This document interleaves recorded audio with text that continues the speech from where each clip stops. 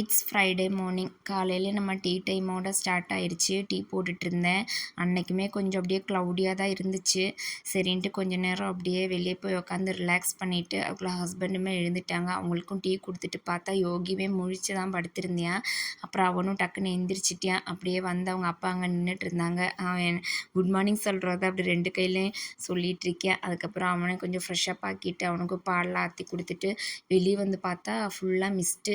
அப்புறம் கொஞ்ச நேரம் அப்படியே அதை பார்த்துட்டு நின்றுட்டு அப்படியே நம்ம சமையலுமே சீக்கிரமாக ஸ்டார்ட் பண்ணிட்டோம். ஏன்னா இங்கே கரண்ட் போகிறது ஒரு பெரிய பிரச்சனையாக இருக்குது. அதனால சரி இந்த அரைச்சி வைக்கிற குழம்புலாம் கொஞ்சம் சீக்கிரமாக வதக்கி வச்சிட்டோம்னா கரண்ட் போகிறக்குள்ளே அரைச்சிடலான்ட்டு அந்த டீ குடிக்கிறதுக்கு முன்னாடி அந்த வேலையை வதக்கி எல்லாமே வச்சுட்டேன். டீ குடிச்சிட்டு டக்குன்னு அரைச்சிட்டோம்னா குழம்பு ரெடி பண்ணிக்கலான்ட்டு அந்த வேலை தான் பார்த்துட்டு இருந்தேன்.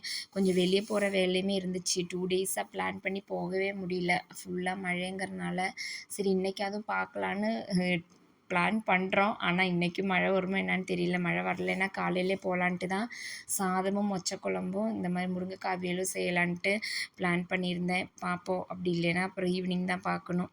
ஸோ சூப்பரான குழம்பு அவியல் எல்லாமே ரெடி ஆயிடுச்சு.